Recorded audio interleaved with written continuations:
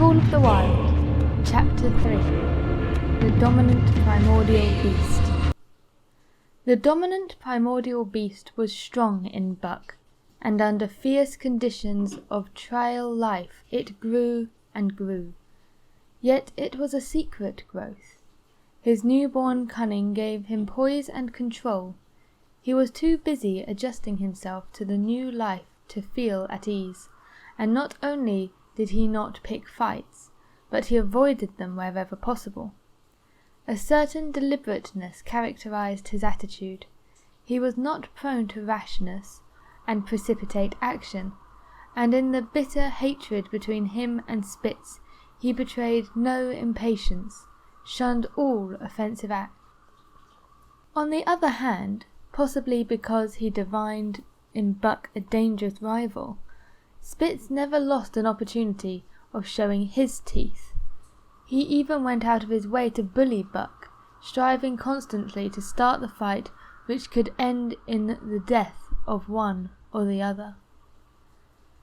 Early in the trip this might have taken place had it not been for an unwanted accident.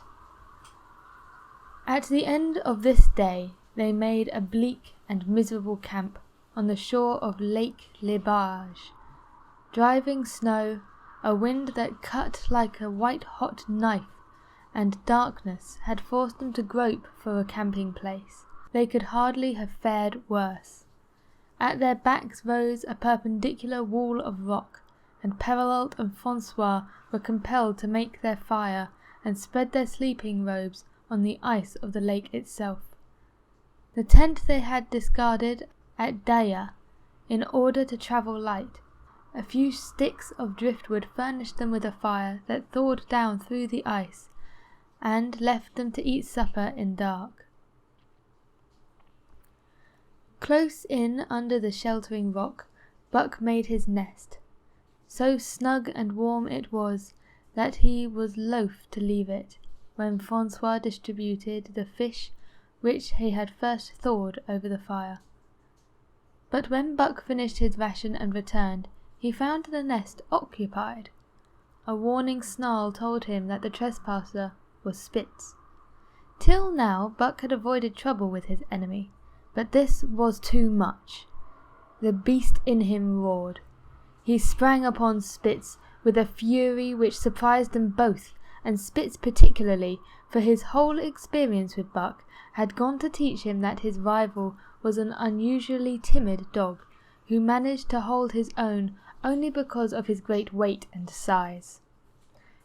Francois was surprised too, when they shot out in a tangle from the disrupted nest that he divined was the cause of the trouble. "Aye, aye, aye!" he cried to Buck. "Give him off, by gar! Give it to him, the dirty thief!"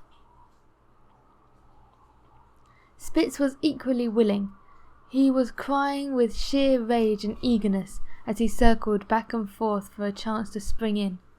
Buck was no less eager, and no less cautious, as he likewise circled back and forth for the advantage. But it was then that the unexpected happened, a thing which projected their struggle for supremacy far into the future, past many a weary mile of trail and toil. An oath from Perrault, the resounding impact of a club upon a bony frame, and a shrill yelp of pain heralded the breaking forth of pandemonium. The camp was suddenly discovered to be alive with skulking furry forms, starving huskies, 4 or 5 score of them, who had scented the camp from some Indian village. They had crept in whilst Buck and Spitz were fighting, and when the 2 men sprang among them with stout clubs, they showed their teeth and fought back. They were crazed by the smell of food. Perrault found one with head buried in the grub box. His club landed heavily on the gaunt limbs, and the grub box was capsized on the ground. On the instant a score of the famished brutes were scrambling for bread and bacon. The clubs fell on them unheeded. They yelped and howled under the rain of blows, but struggled none the less madly till the last crumb had been devoured. In the meantime, the astonished team dogs had burst from their nests, only to be set upon by the fierce invaders. Never had Buck seen such dogs. It seemed as though their bones would burst through their skins. They were mere skeletons, draped loosely in dangled hides, with blazing eyes and slavered fangs. But the hunger madness made them terrifying, irresistible. There was no opposing them. The team dogs were swept back against the cliff at the first onset. Buck was beset by 3 huskies, and in a trice his head and shoulders were ripped and slashed. The din was frightful. Billy was crying as usual. Dave and Sol-leks, dripping blood from a score of wounds, were fighting bravely side by side. Joe was snapping like a demon. Once his teeth closed on the foreleg of a husky and crushed down through the bone.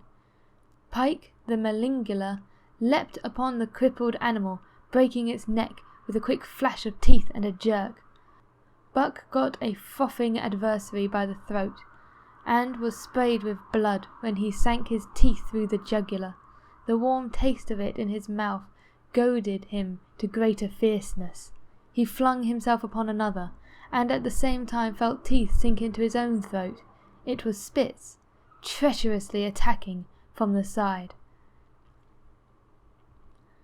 Perelote and Francois, having cleaned out their part of the camp, hurried to save their sled dogs. The wild wave of famished beasts rolled back before them, and Buck shook himself free, but it was only for a moment. The 2 men were compelled to run back to save the grub, upon which the huskies returned to the attack on the team. Billy, terrified into bravery, sprang through the savage circle and fled away over the ice. Pike and Dub followed on his heels, with the rest of the team behind. As Buck drew himself together to spring after them, out of the tail of his eye he saw Spitz rush upon him, with evident intention of overthrowing him. Once off his feet and under the mass of huskies, there was no hope for him, but he braced himself to the shock of Spitz's charge, and then joined the flight out on the lake. Later, the 9 team dogs gathered together and sought shelter in the forest. Though unpursued, they were in a sorry plight. There was not one who was not wounded in 4 or 5 places, while some were wounded grievously. Dub was badly injured in a hind leg. Dolly, the last husky added to the team at Daya, had a badly torn throat. Joe had lost an eye, while Billy, the good-natured, with an ear chewed and rent to ribbons, cried and whimpered throughout the night. At daybreak they limped wearily back to camp, to find the marauders gone and the 2 men in bad tempers. Fully half their grub supply was gone. The huskies had chewed through the sled lashings and canvas coverings. In fact, nothing, no matter how remotely eatable, had escaped them. They had eaten a pair of Perelote's moose hide moccasins, chunks out of the leather traces, and even 2 feet of lash from the end of Francois's whip.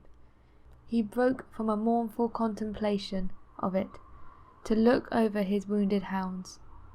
"Ah, my friends," he said softly, "me be it meek you mad dogs, does many bites. Me be all mad dogs. Sacre dame. What you think, Perelote?" The courier shook his head dubiously. With 400 miles of trail still between him and Dawson, he could ill afford to have madness break out among his dogs.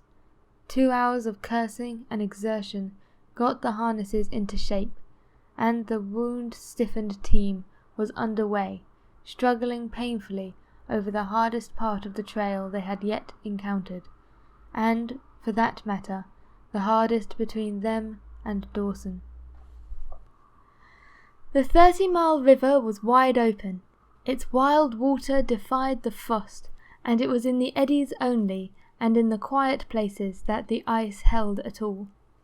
6 days of exhausting toil were required to cover those 30 terrible miles, and terrible they were, for every foot of them was accomplished at the risk of life to dog and man. A dozen times Perrault, nosing the way, broke through the ice bridges, being saved by the long pole he carried, which he so held that it fell each time across the hole made by his body. But a cold snap was on, the thermometer registering 50 below zero, and each time he broke through he was compelled for very life to build a fire and dry his garments. Nothing daunted him. It was because nothing daunted him that he had been chosen for government courier. He took all manner of risks, resolutely thrusting his little weazened face into the frost and struggling on from dim dawn to dark. He skirted the frowning shores of rim ice that bent and cracked underfoot, and upon which they dare not halt. Once the sled broke through, with Dave and Buck, and they were half frozen and all but drowned by the time they were dragged out. The usual fire was necessary to save them. They were coated solidly with ice, and the 2 men kept them on the run around the fire, sweating and thawing, so close that they were singed by the flames. At another time Spitz went through, dragging the whole team after him up to Buck, who strained backwards with all his strength, his forepaws on the slippery edge and the ice quivering and snapping all around. But behind him was Dave, likewise straining backwards, and behind the sled was Francois, pulling till his tendons cracked. Again the rim ice broke away before and behind, and there was no escape except up the cliff. Perrault scaled it by a miracle, whilst Francois prayed for just that miracle. And with every thong the sled lashings and the last bit of harness rove into a long rope, the dogs were hoisted one by one to the cliff crest. Francois came up last, after the sled and load.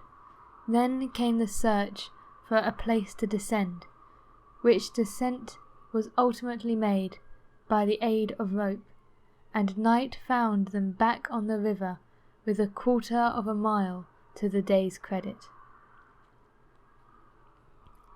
By the time they made the Hutalinqua and good ice, Buck was played out.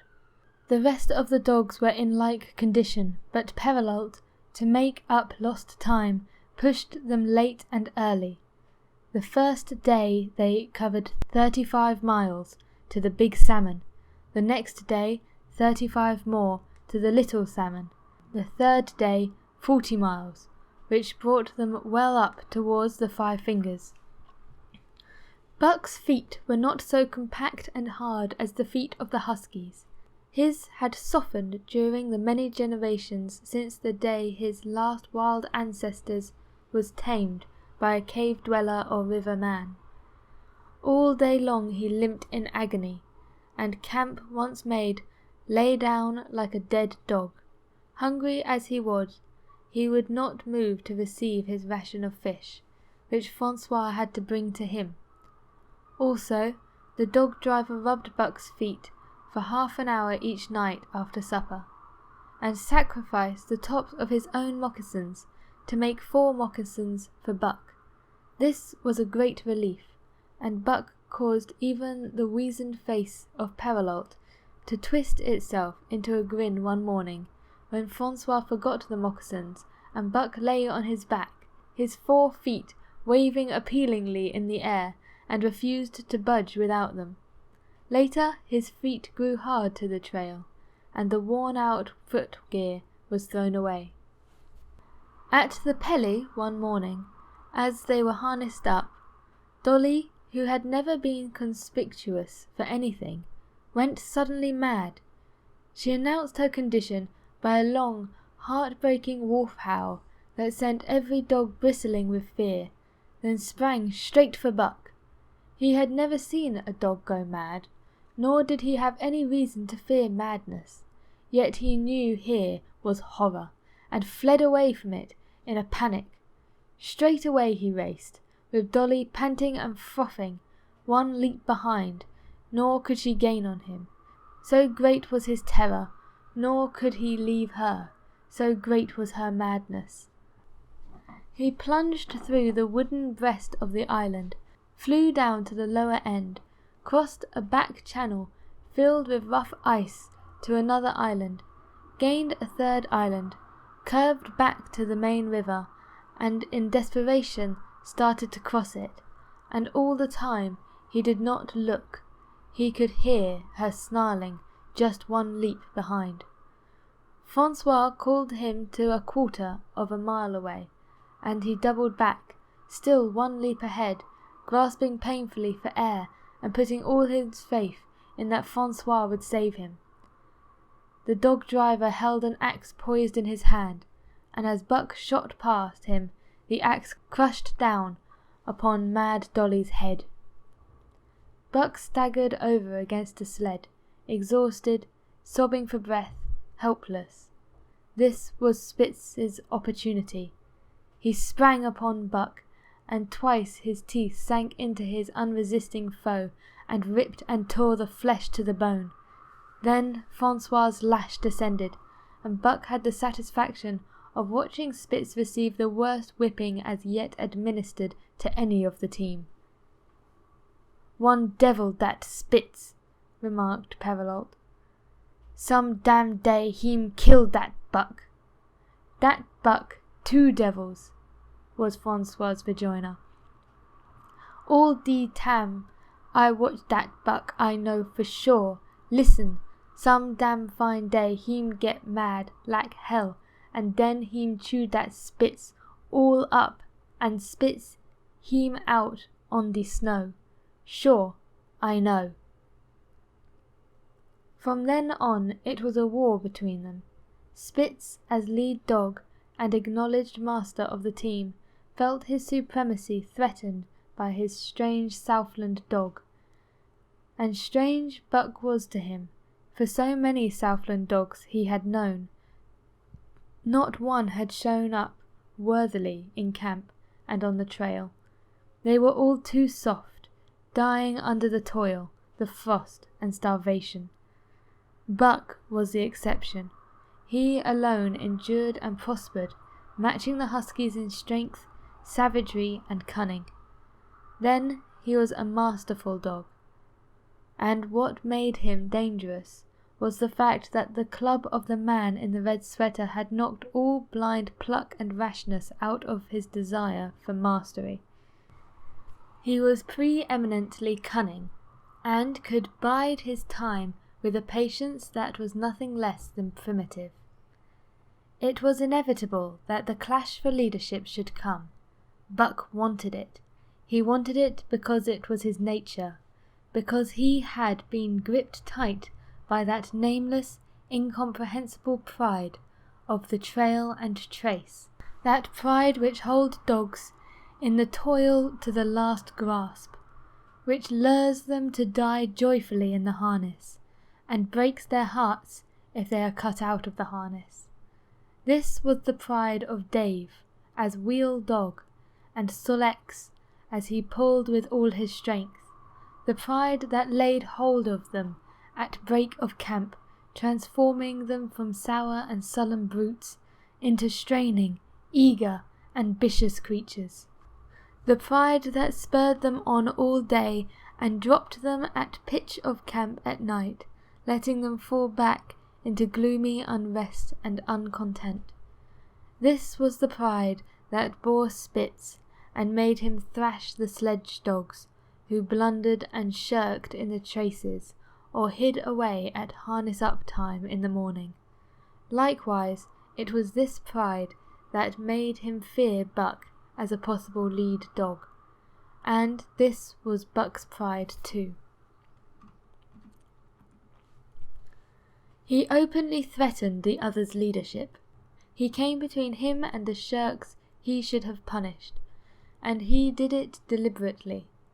One night there was a heavy snowfall, and in the morning Pike, the Malingala, did not appear. He was securely hidden in a nest under a foot of snow. Francois called him and sought him in vain. Spitz was wild with wrath and raged through the camp, smelling and digging in every likely place, snarling so frightfully that Pike heard and shivered in his hiding place.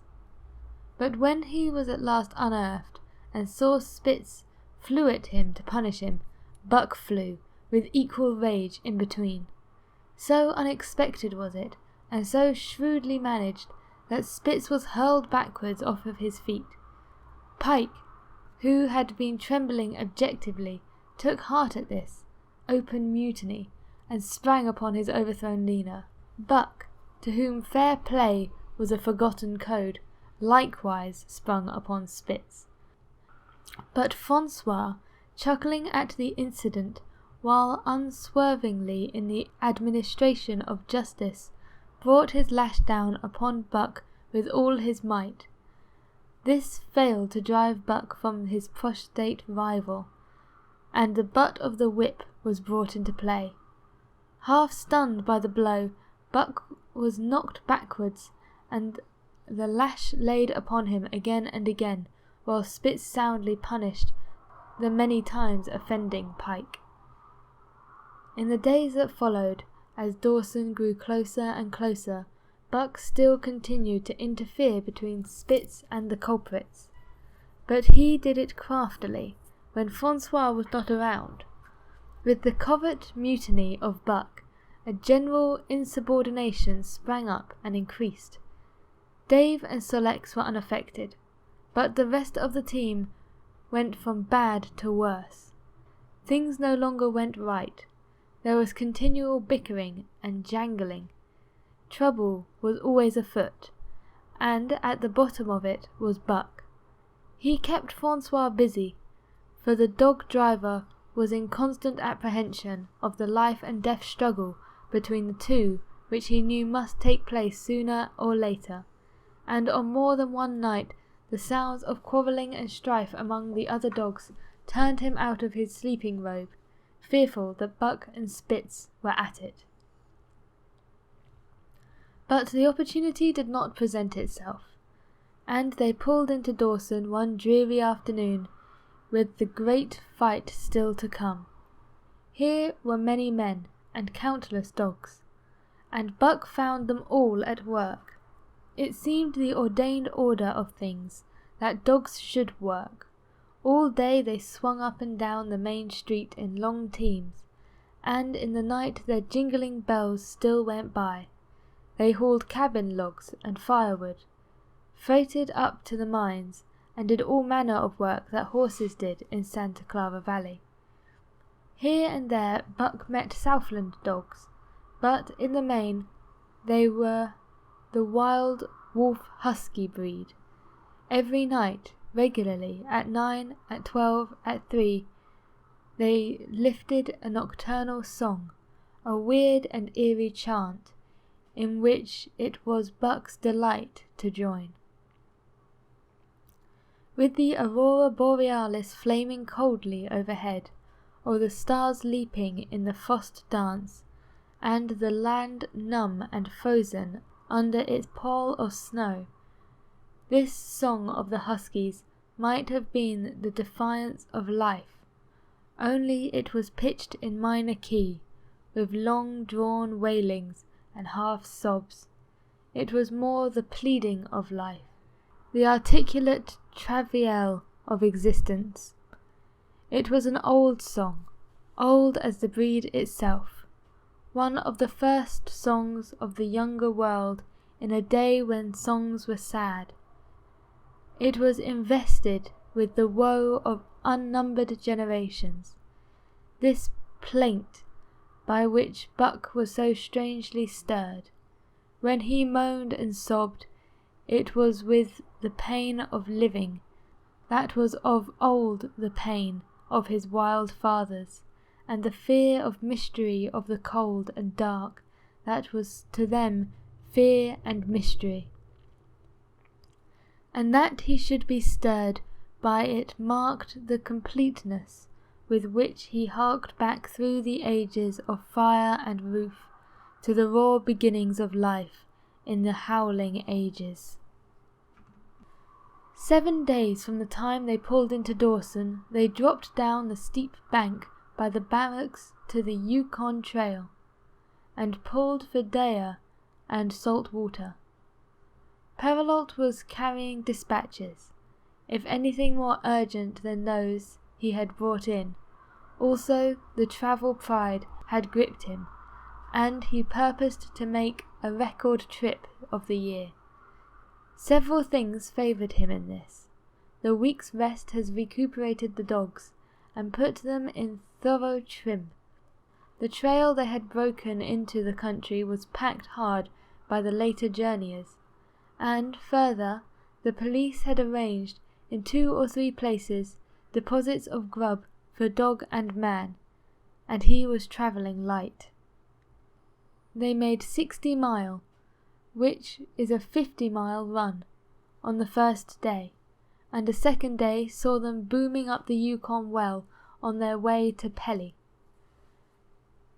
But such splendid running was achieved not without great trouble and vexation on the part of Francois.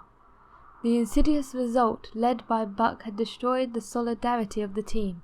It no longer was as one dog leaping in the traces. The encouragement Buck gave the rebels led them into all kinds of petty misdemeanours. No more was Spitz a leader greatly to be feared. The old awe departed, and they grew equal to challenging his authority. Pike robbed him of half a fish one night, and gulped it down under the protection of Buck. Another night Dub and Joe fought Spitz, and made him forgo the punishment they deserved. And even Billy, the good-natured, was less good-natured, and whined not so half placatingly in the former days. Buck never came near Spitz without snarling and bristling menacingly.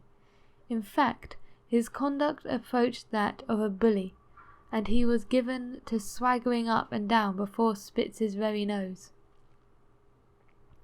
The breaking down of discipline likewise affected the dogs in their relations with one another. They quarrelled and bickered more than ever among themselves, till at times the camp was a howling bedlam. Dave and Sol-leks alone were unaltered, though they were made irritable by the unending squabbling. Francois swore strange barbarous oaths, and stamped the snow in futile rage, and tore out his hair. His lash was always singing among the dogs, but it was of small avail. Directly his back was turned, they were at it again. He backed up Spitz with his whip, while Buck backed up the remainder of the team.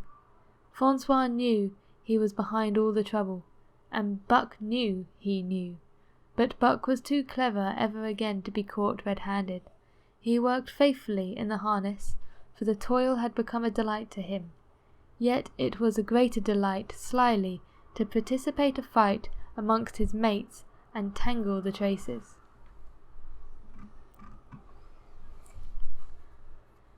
At the mouth of Tahkeena, one night after supper, Dub turned up a snowshoe rabbit, blundered it, and missed. In a second the whole team was in full cry, 100 yards away from the camp of the Northwest Police, with 50 dogs, huskies all, who joined the chase. The rabbit sped down the river, turned off into a small creek up the frozen bed of which it held steadily. It ran lightly on the surface of the snow, while the dogs ploughed through by main strength. Buck led the pack, 60 strong, around bend after bend, but he could not gain. He lay down low to the race, whining eagerly, his splendid body flashing forwards, leap by leap in the wan white moonlight, and leap by leap, like some pale frost wrath, the snowshoe rabbit flashed on ahead. All that stirring of old instincts which stated periods drives men out from the surrounding cities to forest and plain to kill things which chemically propelled laden pelts and bloodlust, the joy to kill. All this was Buck's, only it was infinitely more intimate. He was raging at the head of the pack, running the wild thing down, the living meat, to kill with his own teeth and wash his muzzle to the eyes in warm blood. There is an ecstasy that marks the summit of life, and beyond which life cannot rise. And such is the paradox of living. This ecstasy comes when one is most alive, and it comes a complete forgetfulness that one is alive. This ecstasy, this forgetfulness of living, comes to the artist, caught up and out of himself in a sheet of flame.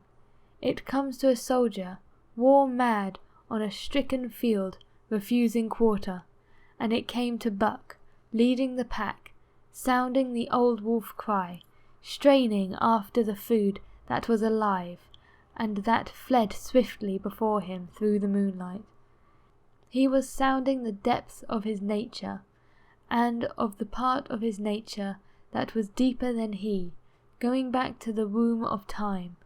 He was mastered by the sheer surging of life, the tidal wave of being, the perfect joy of each separate muscle, joint, and sinew, in that it was everything that was not death, that it was aglow and rampant, expressing itself in movement, flying exultingly under the stars and over the face of dead matter that did not move. But Spitz, cold and calculating even in his supreme moods, left the pack and cut across a narrow neck of land where the creek made a long bend around. Buck did not know of this, and as he rounded the bend, the frost wraith of the rabbit still flitting before him, he saw another, larger frost wraith leap from the overhanging bank into the immediate path of the rabbit. It was Spitz. The rabbit could not turn, and as the white teeth broke its back in mid-air, it shrieked as loudly as a stricken man may shriek. At sound of this, the cry of life plunging down from life's apex to the grip of death, the full pack at Buck's heels raised a hell chorus of delight. Buck did not cry out. He did not check himself, but drove in upon Spitz, shoulder to shoulder, so hard that he missed the throat. They rolled over and over in the powdery snow. Spitz gained his feet, almost as though he had not been thrown, slashing Buck down the shoulder and leaping clear. Twice his teeth clipped together, like the steel jaw of a trap, as he backed away for better footing, with lean and lifting lips that writhed and snarled. In a flash Buck knew it. The time had come. It was to the death. As they circled about, snarling, ears laid back, keenly watching for the advantage, the scene came to Buck with a sense of familiarity. He seemed to remember it all, the white woods, the earth and the moonlight, and the thrill of battle. Over the whiteness and silence brooded a ghostly calm. There was not the faintest whisper of air. Nothing moved, not a leaf quivered. The visible breaths of the dogs rising slowly and lingering in the frosty air. They had made short work of the snowshoe rabbit, these dogs that were ill-tamed wolves, and they were now drawn up in an expectant circle. They too were silent, their eyes only gleaming, and their breaths drifting slowly upwards.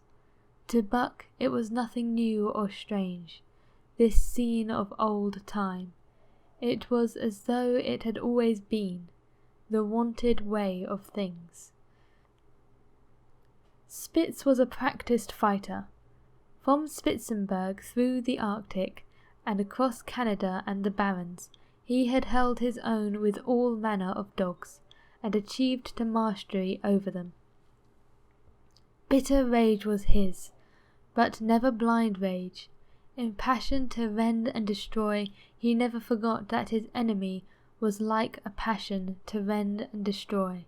He never rushed till he was prepared to receive a rush, never attacked till he had first defended that attack. In vain Buck strove to sink his teeth in the neck of the big white dog. Wherever his fangs struck for softer flesh, they were countered by the fangs of Spitz. Fangs clashed fang, and lips were cut and bleeding, but Buck could not penetrate the enemy's guard. Then he warmed up and enveloped Spitz in a whirlwind of rushes.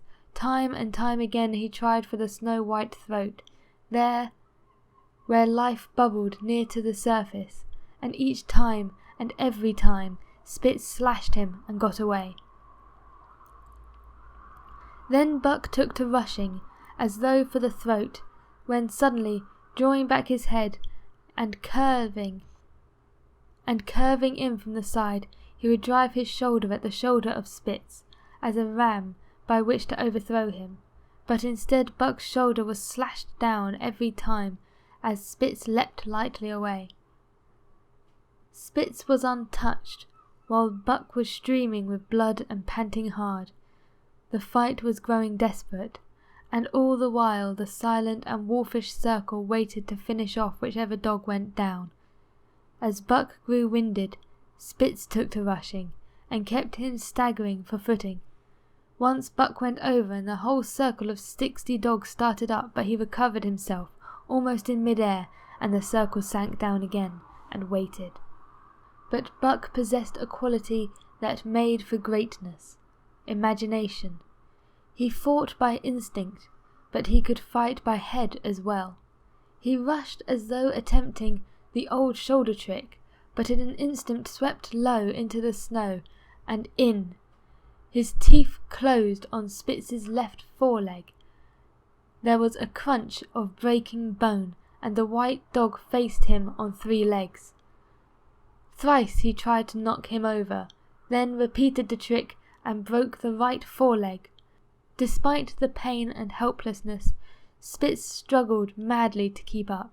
He saw the silent circle, the gleaming eyes, lolling tongues, and silvery breaths drifting upwards, closing in upon him, as he had seen similar circles close in upon beaten antagonists in the past. Only this time he was the one who was beaten. There was no hope for him. Buck was inexorable. Mercy was a thing reserved for gentler climes. He manoeuvred for the final rush. The circle had tightened till he could feel the breaths of the huskies on his flank. He could see them, beyond Spitz and to either side, half crouching for the spring, their eyes fixed upon him. A pause seemed to fall. Every animal was motionless, as though turned to stone. Only Spitz quivered and bristled as he staggered back and forth, snarling with horrible menace, as though to frighten off impending death.